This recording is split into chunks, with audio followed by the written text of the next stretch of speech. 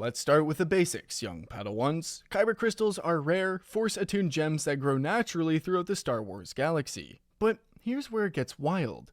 These crystals aren't just shiny rocks. According to Canon sources, they're actually semi-sentient beings with their own collective consciousness.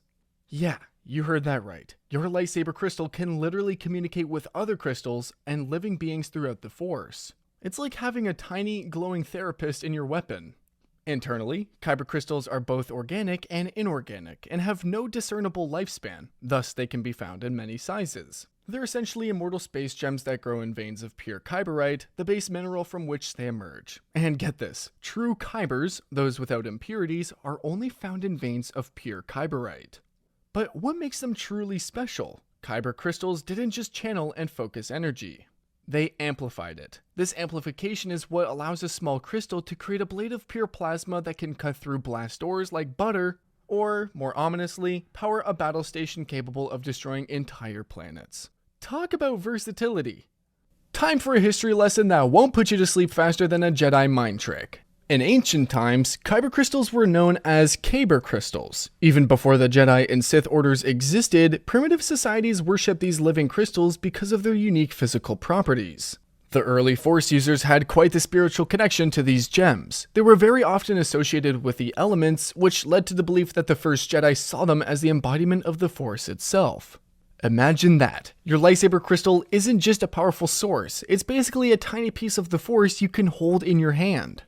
The Jedi's main crystal shopping destination? The ice planet Ilum. This planet had been owned and protected by the Jedi for thousands of years, with the majority of Jedi receiving their lightsaber crystal from this planet. It was like the galaxy's most exclusive jewelry store, except instead of credit cards, you needed Force sensitivity to enter. But here's where things get dark. Side. The Sith had a different approach to crystal acquisition. According to legends, the Sith also used them to power ancient superweapons, a tradition the Empire would later resurrect with devastating results. Speaking of the Empire, they didn't just borrow Sith ideas, they went full environmental disaster mode. Ironically, Ilum was defiled and mined to exhaustion to power up the Death Star right after Order 66 wiped out most Jedi Knights. And if that wasn't bad enough, the rise of the First Order decades later only made matters worse, as Ilum was turned into the Starkiller base. From sacred Jedi world to planet-sized weapon of mass destruction. Talk about a glow down. Now, for everyone's favorite part, lightsaber colors. And boy has this lore changed more times than Han's opinions about the Force. In current Star Wars canon, Kyber crystals start their lives colorless. A Kyber crystal has no color until it is approached by a Jedi. It then turns into a color determined by the wielder's connection to the Force. It's basically like a mood ring, but infinitely cooler and with the power to slice through Durasteel. In canon, Kyber crystals were clear until they were attuned to the user. After the wielder had bonded with the Kyber crystal, it would take on one of the myriad of different lightsaber colors. The most common colors among Jedi are blue and green, though we've seen purple, looking at you Mace Windu, yellow, temple guards represent, and even white in special cases. But what about those menacing red blades? Well, that's where things get metal. A big obstacle for Darksiders is that Kybers are inherently attuned to the light side of the Force, resisting efforts by such Force users to build regular lightsabers. So, what's a Sith to do? The solution is to dominate the crystal, causing it to bleed, which results in the red and crimson blades synonymous with the Sith and other Darksiders.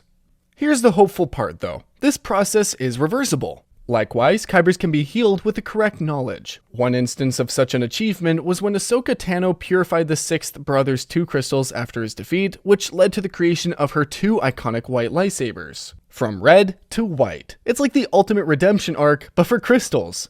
Now, in the old expanded universe, now called Legends, things work differently. However, in Legends, the lightsaber crystal already had its coloration and was simply chosen by the wielder. It was less the crystal chooses you and more, ooh, that purple one matches my robes. Legends also went absolutely wild with crystal varieties. It talked about Oralum crystals that could make your blade invisible, or lava crystals that could create fire effects. How about freezing and burning your opponents simultaneously? Well, permafrost crystals could help you other there. Some could even drain life force. We're talking Kata crystals. Lastly, there were some legends that talked about Stygium crystals, which could make the wielder invisible. The Legends continuity basically turned lightsaber crystals into Pokemon. Gotta catch 'em all! Constructing a lightsaber isn't like assembling IKEA furniture, though both experiences might make you question your life choices. The lightsaber can also be wielded by non-force sensitive characters as an ordinary weapon or tool, but building one? That's a whole different story. Lightsabers are depicted as hand-built as part of a Jedi's or Sith's training regimen.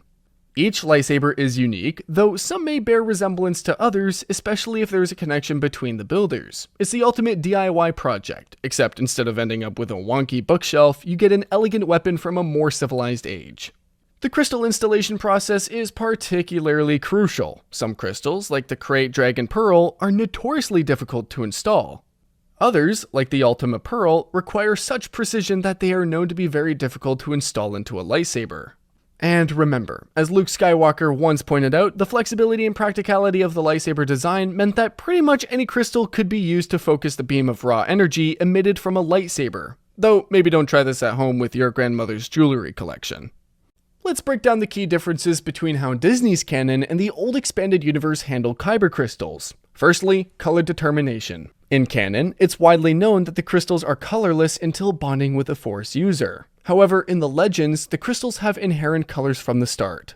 The differences continue with red lightsabers. In canon, a red lightsaber is created by bleeding a crystal through dark side domination. However, in legends, it's often synthetic crystals created in forges using dark side techniques. On the subject of crystal varieties, there are also differences between canon and the old expanded universe. In canon, there is a key focus on Kyber crystals with some variations, like the Darksaber's unique crystal.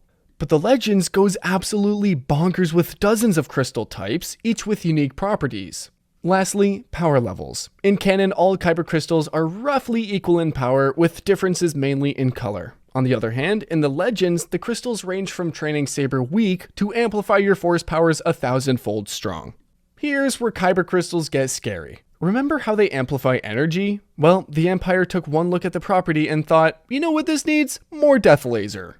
The crystals direct energy in a unique manner through the Force doesn't just work for lightsabers. The Death Star super laser, powered by massive Kyber crystals taken from Jeddah and other sacred sites.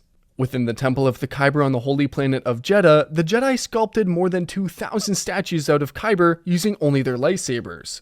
These monuments stood for millennia until the Empire came knocking.